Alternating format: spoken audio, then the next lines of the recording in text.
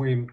Vamos a iniciar pues haciendo una recapitulación o repaso de la clase pasada y demás. Estamos trabajando las literaturas antiguas de prehispánica. Perdón, de- profesor, se me lenguó la traba. Prehispánicas. Prehispánico, dijimos, significa pre, antes de la llegada de los españoles. Dijimos que había muchos grupos culturales diseminados por toda la América, pero nos estamos concretando primeramente a las grandes culturas de nuestro país y empezamos con la cultura náhuatl, que señalábamos que también se conoce como mexica o azteca. Esta cultura, así repasando a grandes pasos, decíamos que sale del norte, del norte del país salen varias etnias o grupos culturales huyendo del hambre y del calor intenso que sentían y tenían ahí en su hábitat, allá por los desiertos de Arizona, Nuevo México y demás, y van bajando hacia nuestro país.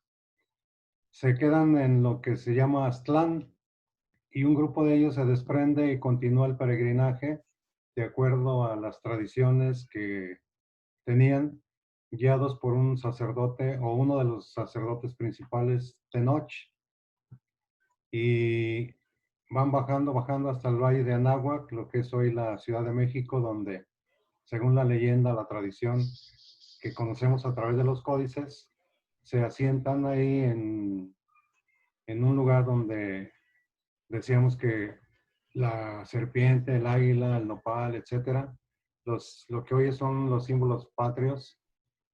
Y esta cultura, el pueblo azteca, con el tiempo se llega a convertir en el más poderoso de su tiempo. Su literatura y su historia quedan registradas en lo que se conoce como códices, que eran pinturas. La forma de expresión de los náhuatl o mexicas fue una escritura pictográfica, es decir, a base de pinturas que hacían con puntas de maguey, con telas de algodón y otros elementos, ¿no? Como los huesos que quemaban para el color negro. Y en los códices quedó registrada la historia, la cultura de este pueblo y ha servido como fuente de información, entre otras, para reconstruir la historia de México antiguo a través de estas pinturas o dibujos que, junto con las crónicas que escribieron otros autores, los españoles, se reconstruyó la historia de México. Fue una cultura muy avanzada y en el mundo de la literatura destacó Netzahualcóyotl. Dijimos que en los billetes de A100 por ahí aparece. Ahora sí traen el billete o no. Que aparece un pequeño poema por ahí. El rey Netzahualcóyotl. Dijimos que había una serie de actos no muy agradables como los sacrificios humanos y la historia, pues, la literatura queda registrada en estos códices con sus poemas bellos de que no es cierto que venimos a vivir, solo venimos a soñar, esta vida es una ilusión y es una vida muy efímera. Luego nos fuimos con el mundo maya que tuvo su asentamiento ¿en qué lugares, Anet? Los mayas, ¿dónde se asentaron? ¿En qué lugar qué? Se asentaron, llegaron, se ubicaron, vivieron los mayas. Vivieron en Yucatán, Guatemala, Honduras y Campeche. Muy bien. ¿Y era nada más un grupo o fueron varios grupos étnicos? Sí. No sé, Ricardo anda buscando el Los mapa. grupos étnicos Sí, fueron los mayas, iches, chontales, totziles y lacandones. muy bien. Los quichés. Sí. Dijimos también que su literatura básicamente comprende tres grandes obras. el Popol Vuh, que es el libro del consejo, donde se reúnen los dioses para formar Sí.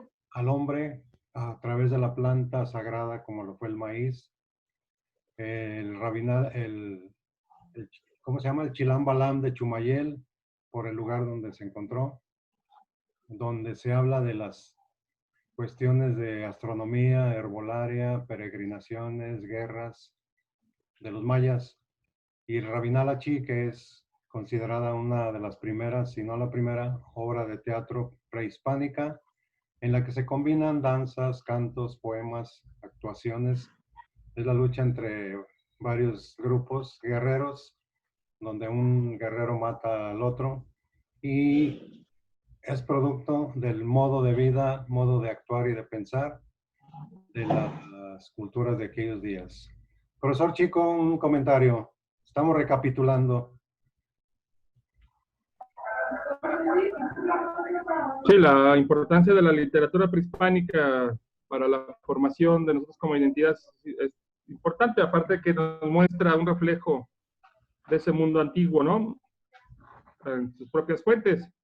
Y esto es importante porque nos permite tener más claridad o mayor claridad en lo que somos y esas raíces que también son importantes para nosotros como formación de mexicanos.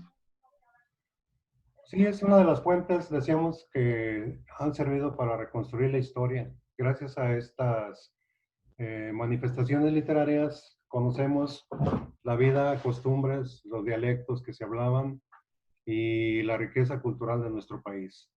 Muy bien, de la tarea, Ricardo, ¿qué comentario hay? ¿Qué punto de vista nos puedes compartir?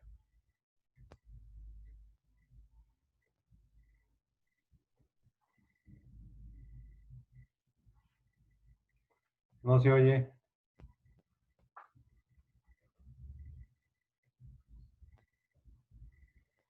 Ricardo se emocionó, no se da cuenta que no tiene el micrófono.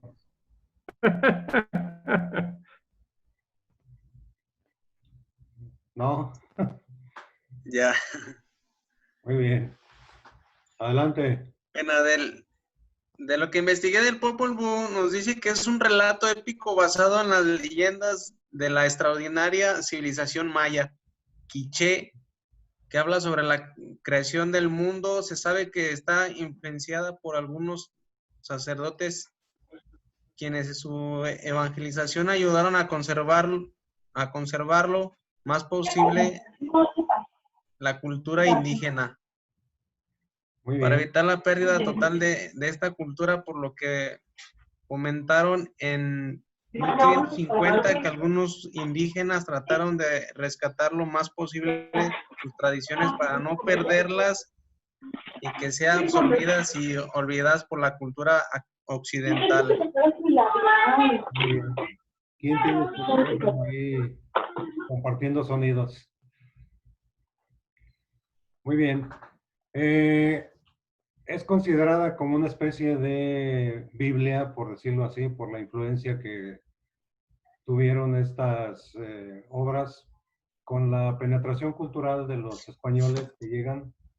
Aparte, el Popol Vuh, por si no sabíamos, estaba olvidado por ahí en un bote y un fraile lo rescató, se dio cuenta intuitivamente de la importancia de esta obra y con ayuda de indígenas se empezó a traducir y relativamente poco tiempo después fue traducido al francés y otras lenguas, dada la importancia y el contenido de esta obra que es de carácter religioso, donde se habla de la creación del hombre y del mundo por parte de los dioses, estableciendo un parangón o una semejanza con el libro del Génesis, con el que empieza la Biblia. Acuérdense que Génesis significa en griego origen, de ahí viene genealogía, árbol genealógico, etc. ¿Qué más, Anet? ¿Qué más traes en tu...?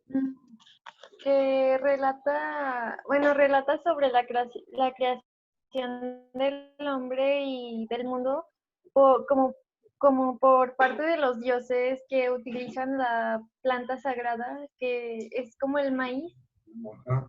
algo así. La planta sagrada que Que rescató, es el maíz, ¿no?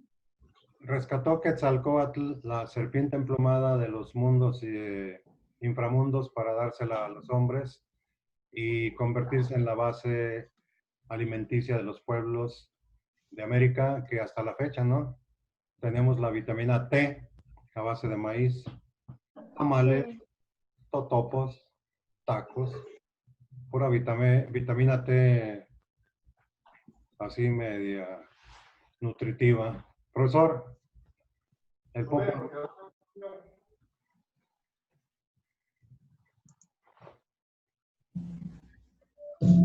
El nacimiento del sol y la luna, ¿sí me escucha el profesor y de Kiko? cómo germinó el primer grano de maíz.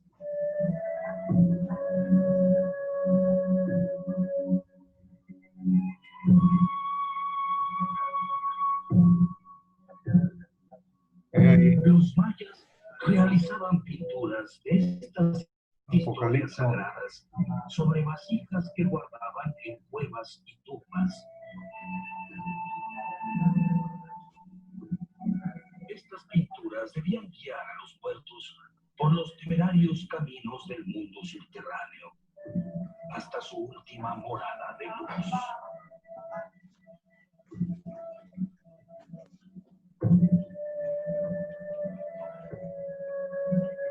Música de fondo. Esta historia de la creación se conoce como el Popol Vuh de los mayas quichés.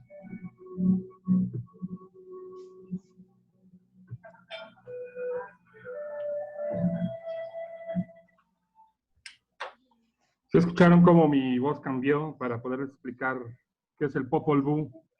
Así es.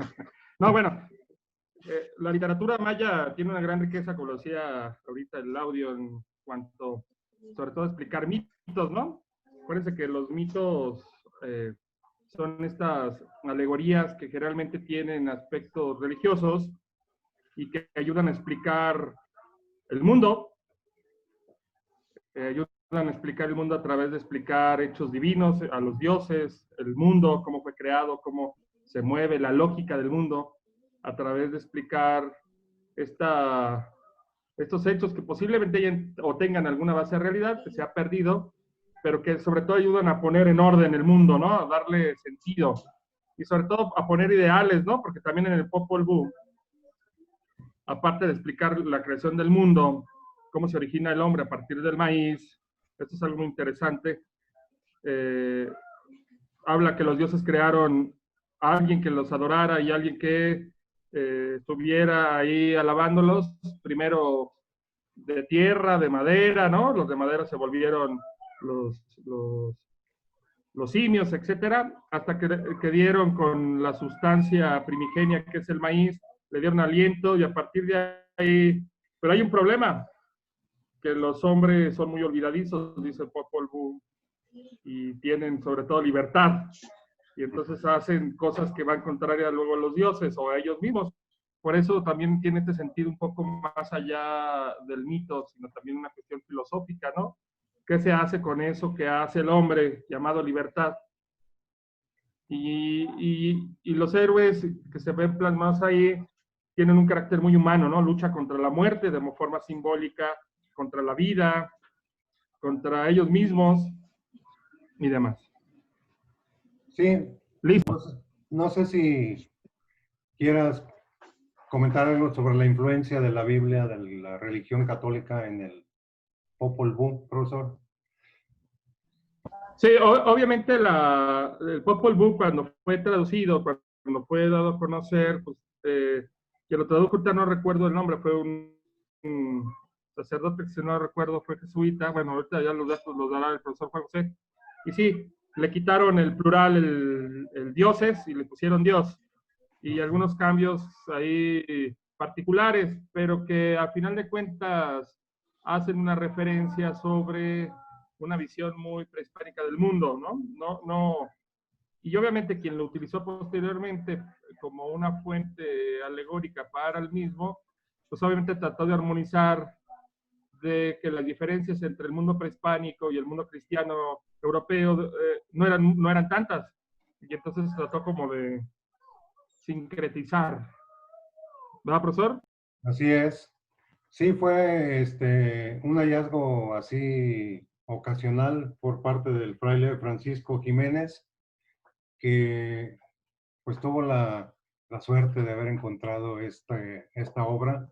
También el Popol Vuh trae un relato de la princesa de Ixquic, que se relaciona mucho con el de Adán y Eva. Entonces, por eso decíamos la influencia de la religión cristiana o católica. Y volviendo a los mitos, acuérdense que un mito era en aquellos ayeres un intento serio de explicar lo que sucedía alrededor del hombre, por qué las fuerzas de la naturaleza, por qué el sol se apagaba, decían, por qué vienen las sombras. O sea, un mito actualmente es sinónimo de una farsa, una mentira, algo irreal simplemente. Pero el mito en aquellos días era un intento muy serio de conseguir y buscar explicaciones a lo que le rodeaba al ser humano. Y todas las culturas tienen mitos, por eso al conjunto de mitos le llamamos mitología. Y en las grandes culturas y pequeñas, pues están ahí los registros de cómo el hombre quería descifrar su entorno. Primero, por la mentalidad un tanto primitiva que tenían, pues buscó la explicación de que había un Dios que movía los elementos de la naturaleza. Por eso las religiones eran politeístas, el Dios de la lluvia, del sol, etcétera. En las grandes culturas, ¿no? Aquí en los mexicas tenían al colibrí hechicero, a Huitzilopochtli, a Huichilobos, le decían después, a Tlahuizcalpantecutli, a esta, ¿cómo se llama? A las diosas también, a Tezcatlipoca, etcétera. Y tenían a su cargo un elemento de la naturaleza o varios, como en la mitología griega y demás. Muy bien. Y en el mundo de los códices, lamentablemente tenemos copias. Gran parte de los originales se han ido a otros lugares. Están reposando en museos de otros países por el saqueo, por el contrabando, por la poca información, por el poco interés que tenemos en nuestra cultura, en la conservación de toda esta serie de artefactos, artículos y demás.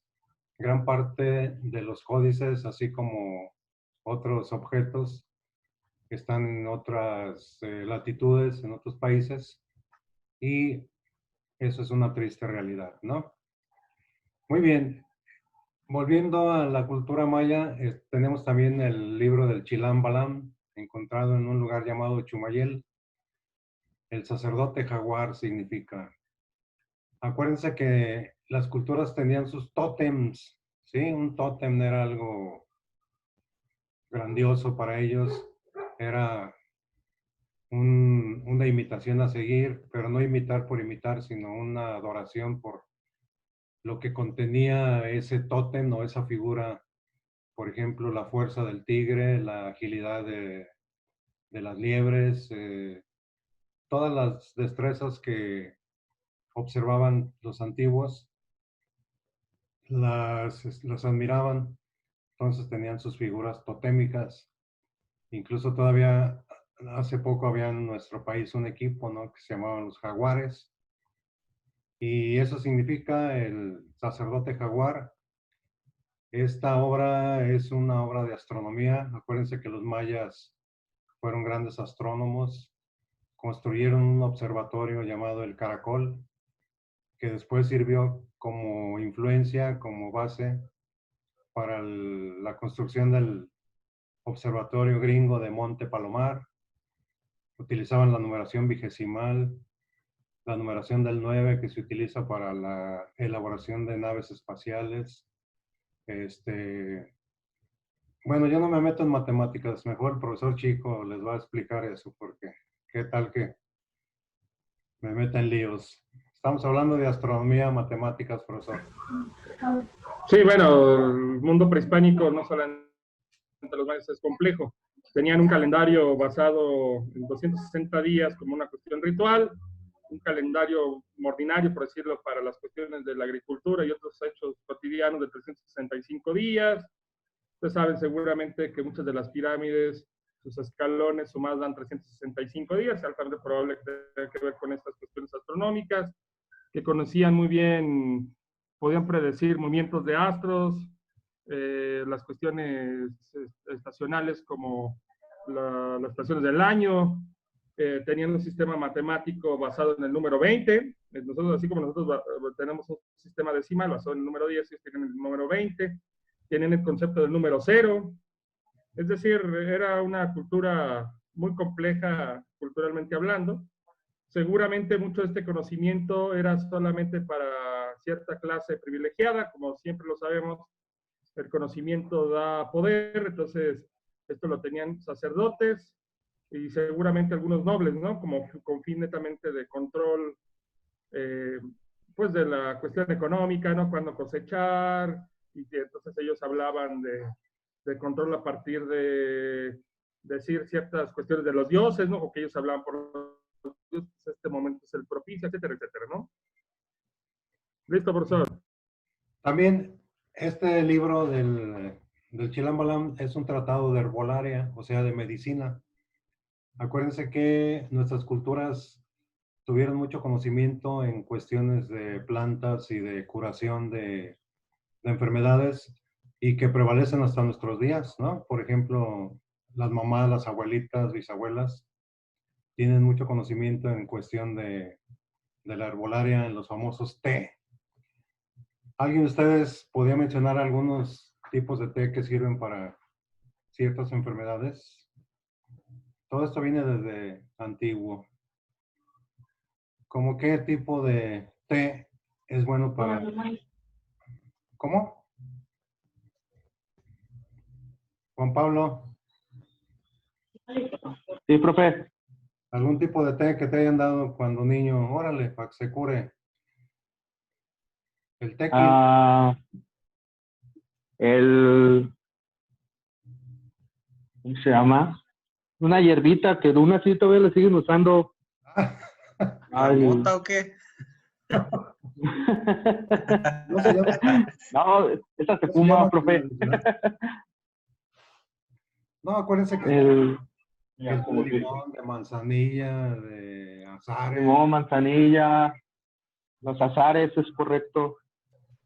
Así es. Y el té de querer, no, ese no, ¿verdad?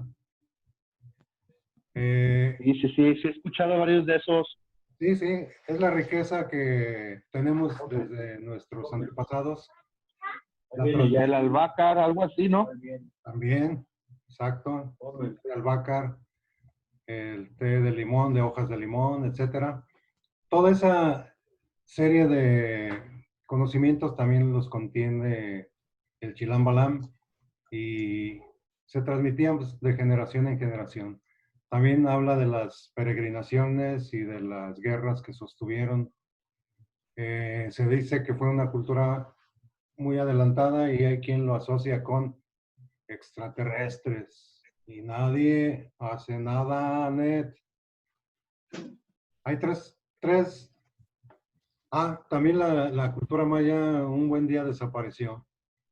Y hay varias teorías que fueron las guerras, que como no eran muy aptos para la agricultura, usaban el suelo y lo quemaban y ya no era apto para la cosecha, entonces tenían que buscar otros lados y la hambruna se desató y murieron. Los más audaces dicen que viven en la cuarta dimensión y cosas así. Hay una película que dijimos ahorita, Apocalipto, ¿se acuerdan de ella? ¿Alguien la ha visto? ¿Sí o no? No. Sí. La película de Apocalipto. Ajá. Sí la he visto. De hecho, tenían unos rituales ellos muy, muy extraños porque ofrecían los sacrificios al dios Sol, creo. Sí, creo que sí, así era lo que ellos hacían sacrificios con gente de otras aldeas. Ajá. También tenían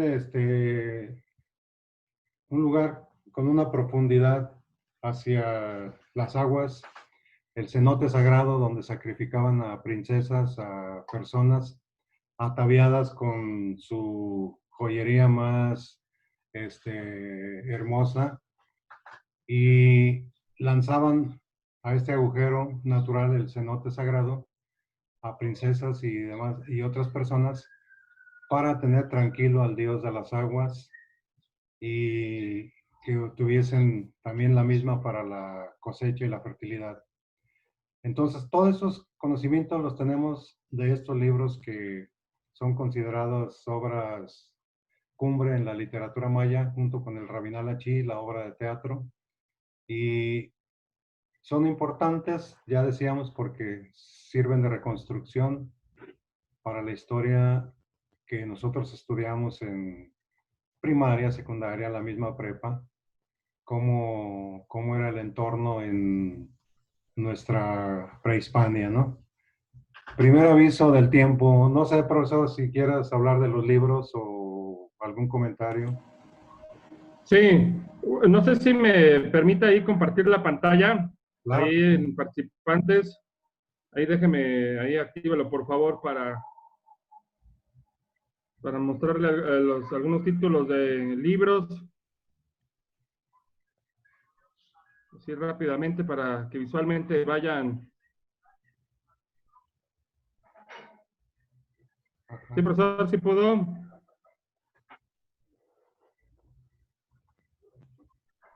Pero habilíteme al otro que no tiene mi imagen, que no tiene video, porque entré por la computadora. ¿Dónde ando? Ya se quitó usted su video, muy bien.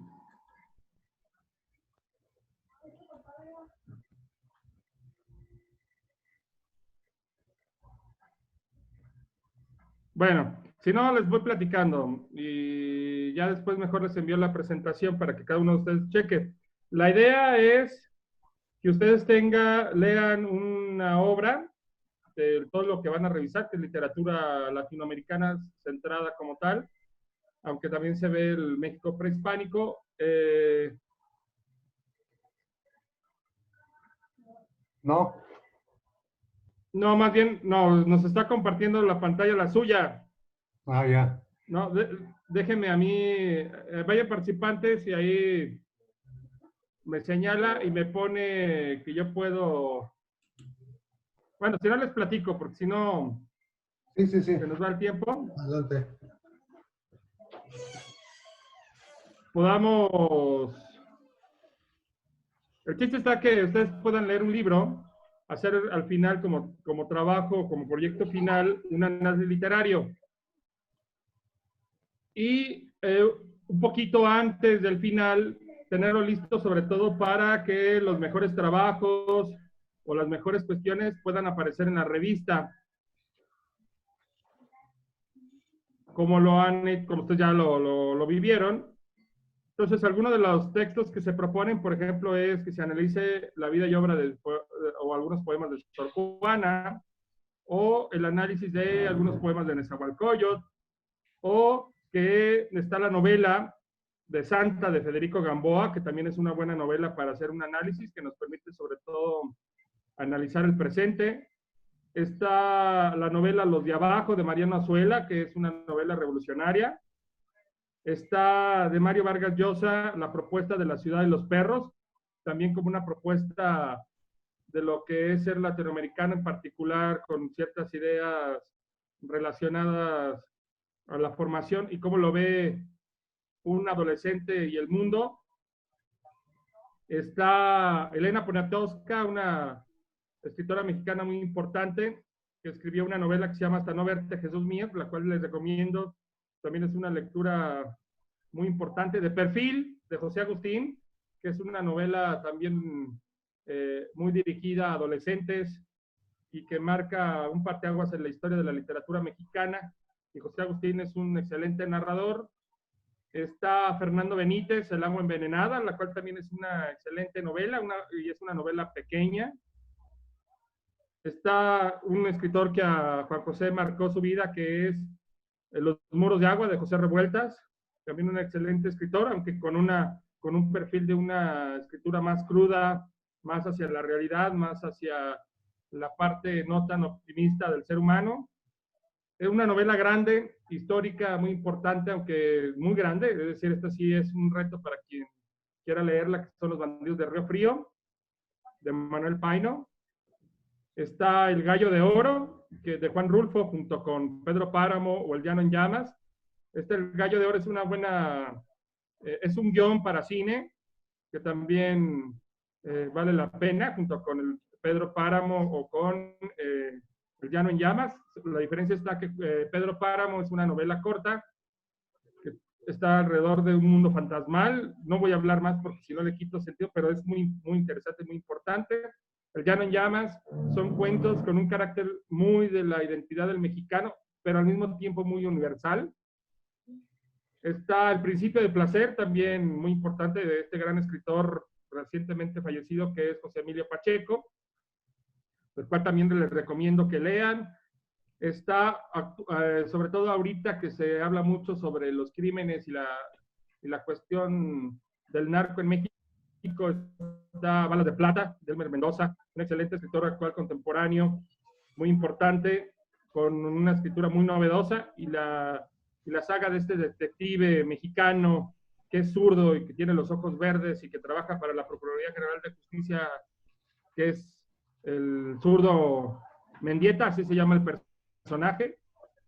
Ahí los tiene precisamente el profesor, la lista. Los pasos de López, de Jorge Ibargüengoitia, que es un escritor también muy importante guanajuatense, también súper importante, ¿sí? La oveja negra. La oveja negra. Mal de amores.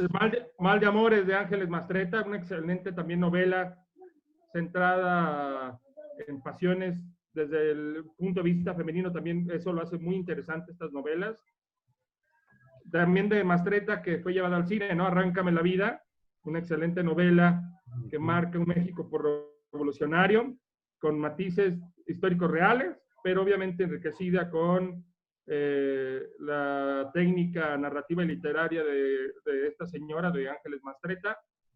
Está un argentino muy importante, junto con Borges, que es Adolfo Bioy Cázares y La invención de Morel, que también es una novela corta, pero un poco extraña en términos como de la historia, pero que termina siendo muy rica en cuanto a la interpretación que le podemos dar. El amor que me juraste, también de otra escritora, Silvia Molina, que también es muy importante, es una escritora muy importante actualmente. Está Traven y la famosísima novela Macario, que también fue llevada al cine.